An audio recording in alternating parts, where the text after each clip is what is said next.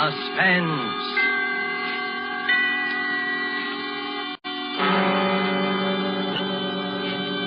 Presented by Roma Wines, made in California for enjoyment throughout the world.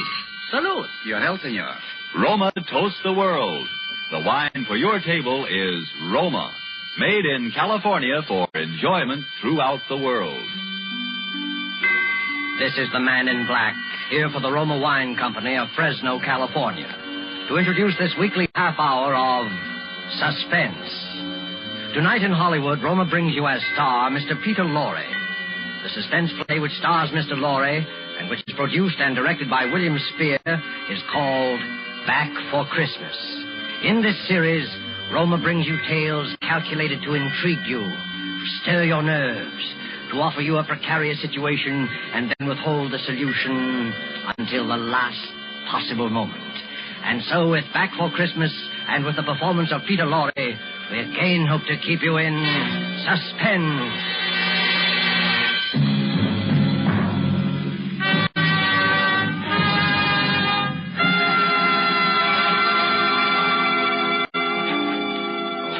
Jingle bells, jingle bells, jingle all the way. Oh, what fun it is to ride one with you.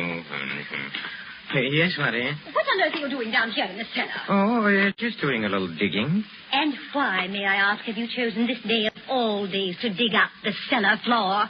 Oh, I thought because the weather has been so damp, this would be a good time to plant that little devil's garden I told you about.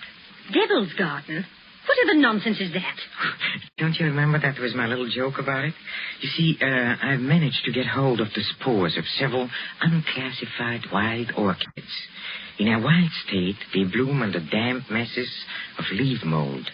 The South American Indians call them devil flowers because they appear to bloom under the ground. Well, I'm sure the South American Indians will be very interested if you succeed in growing these ridiculous flowers under the cellar floor. Whom else it will interest, I can't imagine.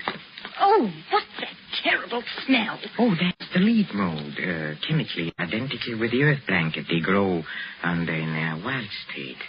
And I want to get these started before we close the house. Do you realize that we're sailing for America a week from today, and you've made no arrangements whatever? Unless you call digging a hole in the cellar making arrangements. I certainly don't. Devil's garden, indeed. Sometimes I think you're going soft in the head, Hubert. Oh, I suppose it is inconsiderate of me. See, I've been wanting to try this experiment for a long time, but with all those lectures and seminars at the university, there never seemed to be enough time. Well, there certainly isn't any time for it now. I suppose you've forgotten I made an appointment for you at the barber's this afternoon. Oh, must I shave my beard off, Hermione? I thought we'd been through all that. Of course you must. They don't wear beards in America. Bad enough you're speaking with that accent. They'll probably think we're Germans as it is. Oh, I should think it would be quite easy just to explain it. I'm Swiss. Now, Hubert, don't be argumentative. Go and get your jacket on and do as I tell you. Yes, Hermione. And don't forget to take your umbrella. It looks like rain. Yes, Hermione. And don't look so put upon, Hubert. Someone has to plan things in this house. Never even get to the university in time for your lectures, much less make arrangements for a trip to America. I know, but what about my specimens? There'll be plenty of time to plant your precious devil's garden when we get home from America. We're not going to be gone forever, you know. We'll be back here for Christmas. Yes, of course. Back for Christmas. I'd forgotten. We'll try to remember it. And if you can't do that, just do as I tell you. I've been making the plans in this house for 20 years. And if there's any digging to be done, I'll manage that as well. You understand, Hubert? Yes, Hermione. Good. Now, you have just 20 minutes to clean up this mess down here and keep your appointment at the barber's. And when you're finished there, I want you to come straight home. All right. I wanted to stop at Miss Markham's and pick up some books I ordered. Well, all right. But don't loiter there the whole afternoon mulling over those old books the way you usually do. Now, hurry and clear up this rubbish. Get rid of that smelly stuff. And no more digging, mind you. No more digging. I'll show her. I'll have my devil's garden, and if no more digging, eh? No more digging. Oh, 15 men on a dead man's chest. You, and a battle.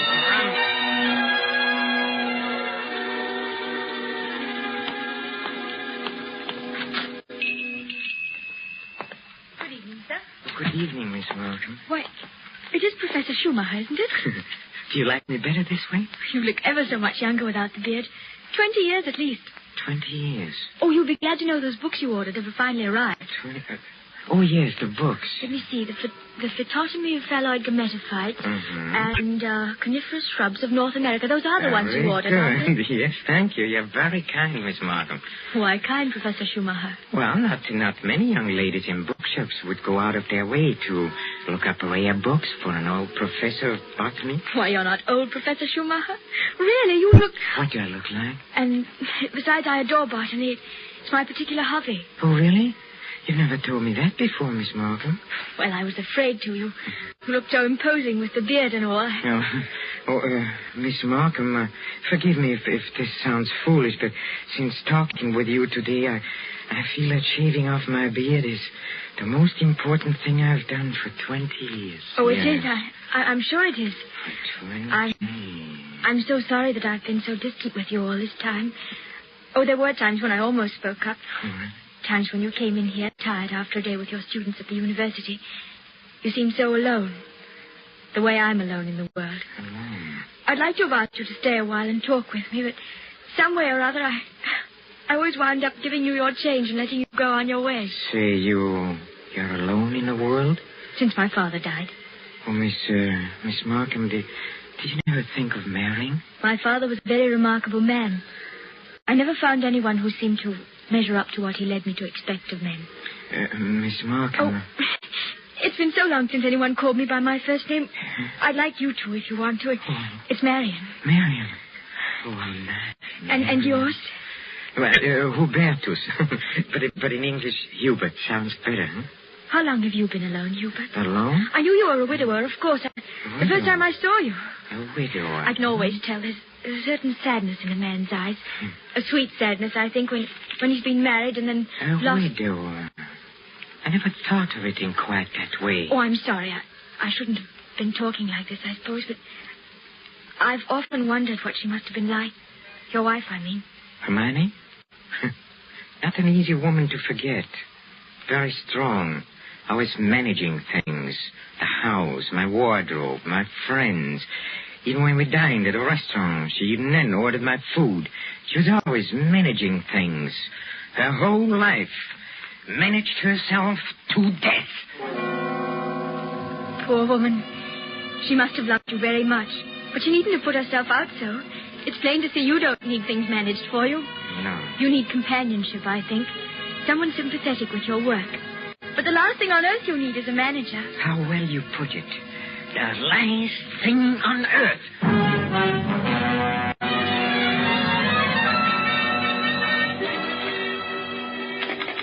Operator, are you there? I'm still waiting on that call to Salisbury. Well, put them on quickly. Hello. Is this Paul Holden, son? It's Mrs. Hubert Schumacher. Did you receive my letter? Good. Now remember, we'll be back for Christmas and I want the job done without fail. What's that? No, I'm sure he doesn't suspect anything. Send it to me in New York as I instructed you, addressed in my name, of course. Yes. I've already put them in the mail. You'll get them tomorrow. Thank you. Thank you so much. Oh, here you are, Hubert. Where have you been? Oh, backstairs. I dismissed the servants. Dismissed the servants? Mm-hmm. But I've asked some friends of mine into a farewell luncheon. Go and tell them it's a mistake. Well, I'm afraid it's too late now. They've packed and gone.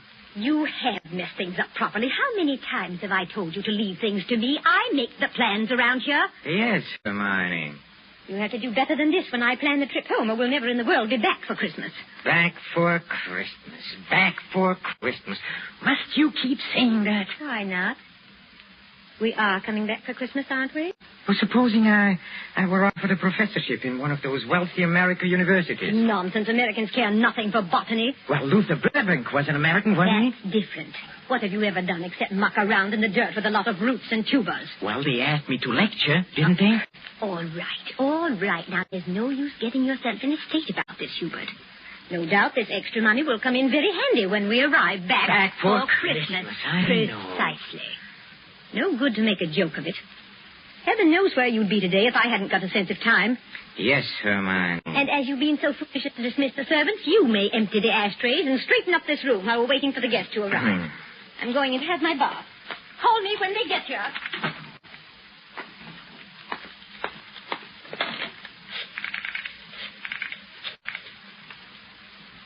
Marion? It's Hubert.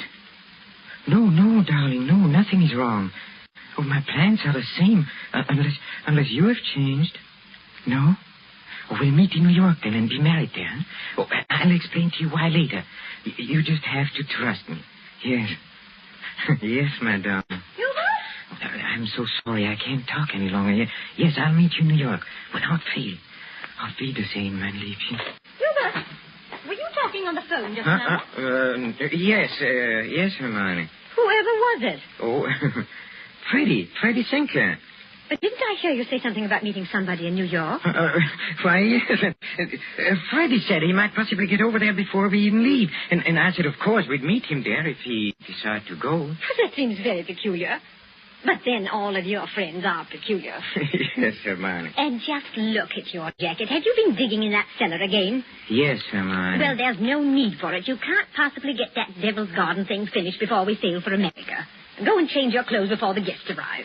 Oh, never mind. I see somebody coming up the walk now. Go and let them in. Yes. Hubert. Yes? Look out the window. There's Professor and Mrs. Goodenough, but who's that with them? Well, who... Precisely. Freddie Sinclair. Peculiar you should have been talking to him on the phone not 3 minutes ago, and now here he is. Yes, isn't it? But then, as you see, Hermione, all of my friends are peculiar. Not half so peculiar as you. Digging in the cellar the very day we leave for America. Just look at yourself. And now that I think of it... Yes? Oh, never mind. Go and let them in. Oh, you were going to ask me something, Hermione, about the hole I'm digging in a cellar. Good heavens, stop rolling your eyes about that way. One would think you were digging a grave down there instead of a storage bin. Yes, Hermione. What's that? I said yes, Hermione. Father, open the door and please stop saying yes, Hermione. I think, my dear, I have said it for the last time.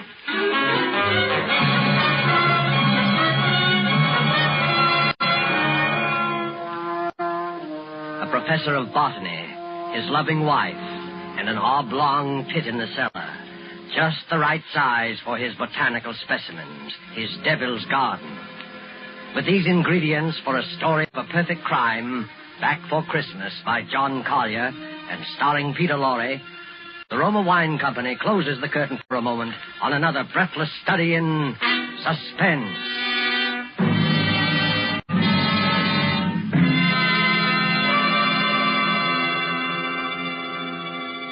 In this brief intermission in the play, it's pleasant to think about the holidays.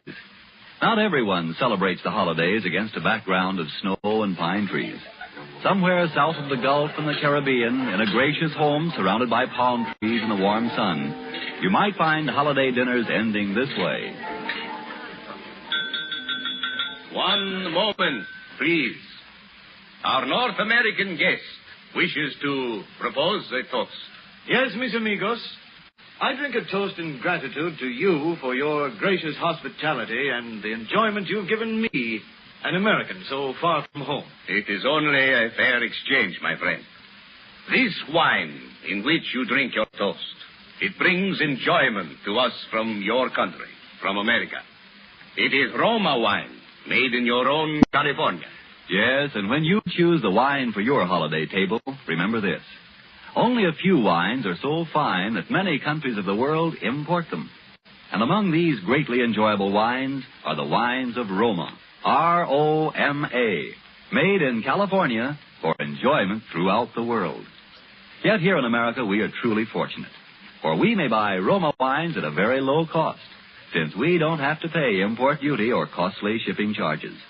So serve Roma wine with pride on any and all holiday occasions. Serve Roma, too, for everyday dinners you can afford to. Ask your dealer tomorrow for your favorite Roma wine, America's largest selling wine. But before you buy wine, buy war bonds. And now it is with pleasure that we bring back to our sound stage Mr. Peter Lorre in Act 2 of Back for Christmas. A tale well calculated to keep you in suspense.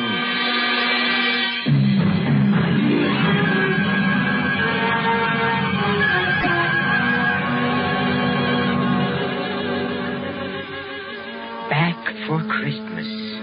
Hermione was so positive we would be back for Christmas. That last afternoon, pouring tea out for a few friends who had come in to say last-minute farewells, she kept reiterating it. Now, mind you, Hermione, don't let those Americans lure your husband with one of their fat university jobs.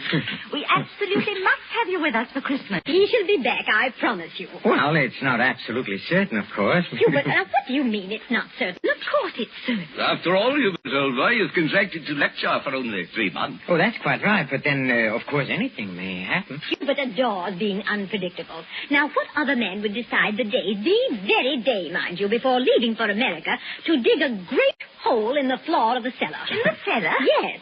He's going to put some unclassified wild orchids down there. A devil's garden, if you please. It sounds so mysterious. That's Hubert, though. It's really quite simple, however, once you find out what he's up to. Now, take the telephone call he put through to you a few minutes ago, Frederick. To me? Of course. Hubert wanted to surprise me about your plan to meet us in New York next month. Wasn't that why he called? To ask you not to mention it? My dear Hermione, Hubert couldn't possibly have telephoned me within the past hour. I've been walking in the park since 3. He didn't telephone you? Well, how could he? As for my going to America... No. Come, Freddie, come. You may as well confess.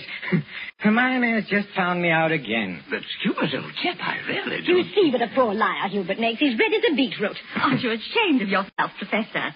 Stringing poor Hermione along like that. And as for you, Freddie, I'm furious you said nothing to us about going to America. But look here, old girl. I've been trying to tell everyone here that I'm... Stuff and nonsense. The game's gone on long enough. Besides, we must start getting ready. Now, it was marvelous of all of you to come in to say goodbye. And don't worry about Hubert's little jokes. I will bring him back for Christmas. You may rely on it. They all believed her. For years, she had been promising me for dinner parties, garden parties, committees, and the promises had always been kept. This time, they would not be. I had seen to that. The servants were gone for good. The farewells all said. I timed to the minute how long it would take to fill in the hole in the cellar.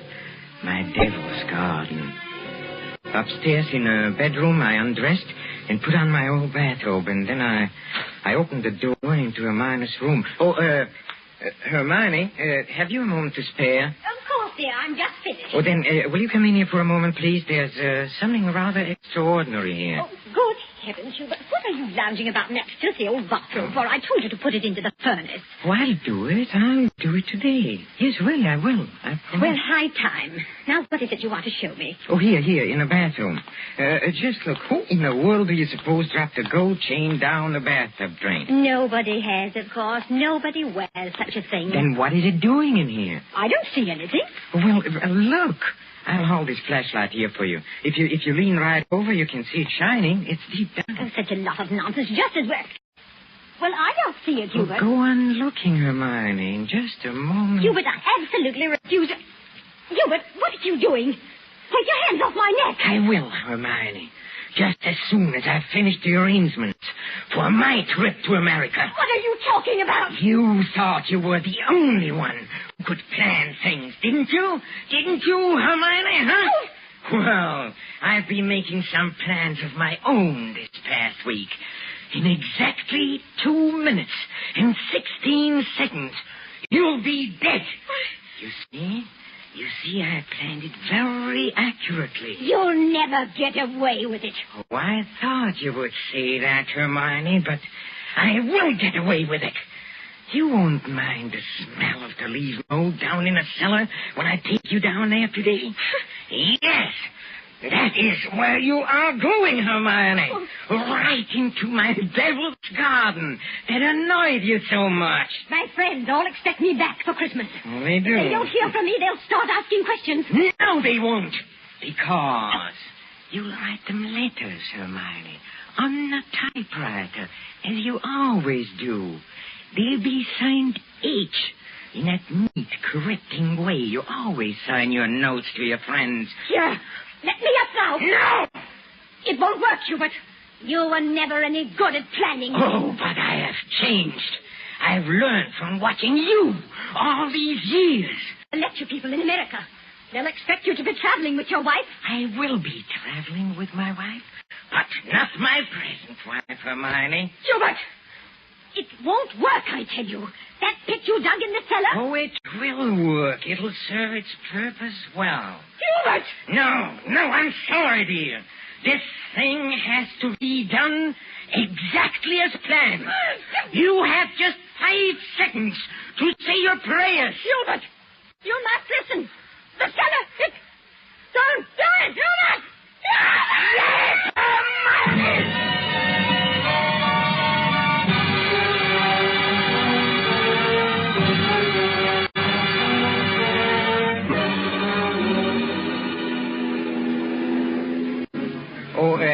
Stuart? Yes, sir? Oh, my wife, she's indisposed. She'll be taking her meals in our stateroom. For the old voyage, sir? Yes, for the whole voyage. I trust your wife is feeling better this morning, Professor Schumacher. A little.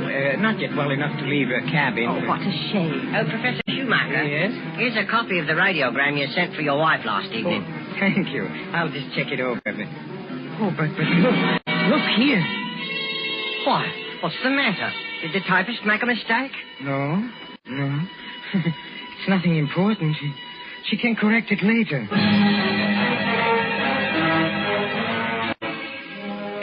For a moment, I had a feeling that Hermione had been leaning over my shoulder again, correcting what I had written as she always did.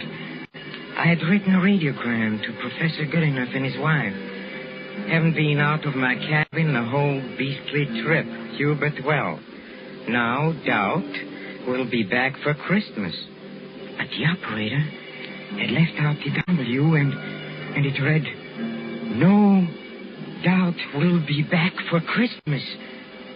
Exactly what Hermione would have written. Well, the rest of the trip was uneventful. Marion and I met in New York just as we had planned. Just as we had planned.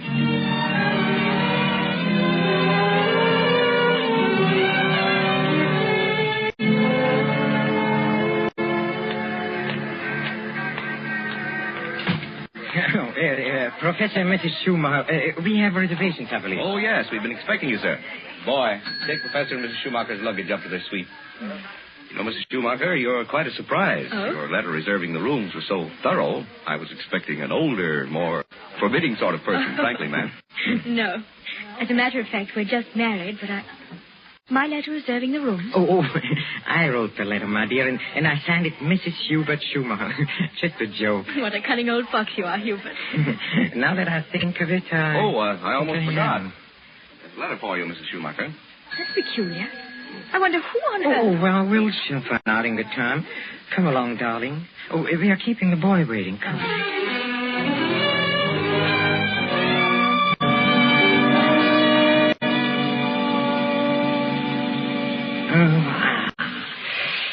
Nothing like a cold, brisk shower to put a man to rights. Hubert, this letter. Oh, yes, the letter. Oh, dry my hair, will you, darling? Please. It seems to be a bill of some sort from a building contractor in Salisbury. Oh, really? Oh, bother, dry your own hair. Thank you, darling. Let's see this bill, or whatever it is. It's very puzzling. Hubert, you were a widower, weren't you? I mean, Hermione isn't still alive. Good heavens, no. Well, let me read that. Dear Madame, this is to acknowledge your order together with the keys to your house in Launceston Place. Our man had no difficulty in finding the place where your husband had begun the excavation in the cellar, but apparently he changed his mind at the last moment and filled it in again. What is it, Hubert? Our man will begin digging tomorrow, and the job will be completed in ample time for your surprise. Christmas present to your husband. We are happy to be conspirators with you in this thoughtful gesture and hope that Professor Schumacher will be pleased at the results of our work on his Devil's Garden. Very truly yours, Paul Holt Sons, Contractors. What does it mean, Hubert? Means that Hermione was right. I will be back for Christmas. I will be back for Christmas. I will back for Christmas. Back for Christmas. Yes, Hermione.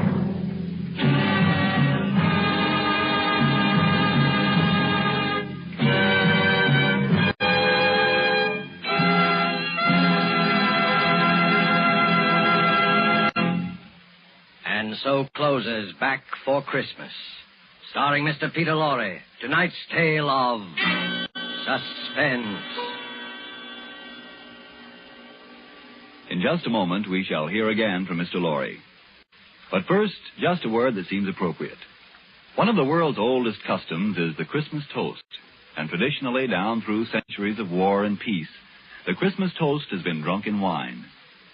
This year, when the glasses are filled and raised once again, we know that in every home the toast will be to a speedy victory and a speedy return of those we love. And before we set the wine glasses down, let us all resolve to do everything within our power to help make that toast come true. Let us resolve to help supply the weapons of war by buying even more and more war bonds. Let us resolve to face our own inconveniences without complaining. And above all, let us resolve that when this war is at last over, each of us will exert all our effort to see that future Christmases truly express peace on earth, goodwill to men.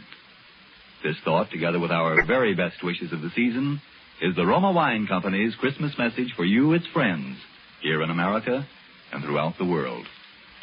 This is Peter Lorre. Thank you for listening to our Suspense play this evening, and I know you're looking forward to next week's show as I am. It is called Finishing School, and its subtitle might be the famous quotation, "The female of the species is more deadly than the male." Don't forget, then, next Thursday, same time, for Margot, Elsa Lanchester, Janet Beecher, and a distinguished all-feminine cast in Suspense. Presented by Roma Wines, R-O-M-A. Made in California for enjoyment throughout the world.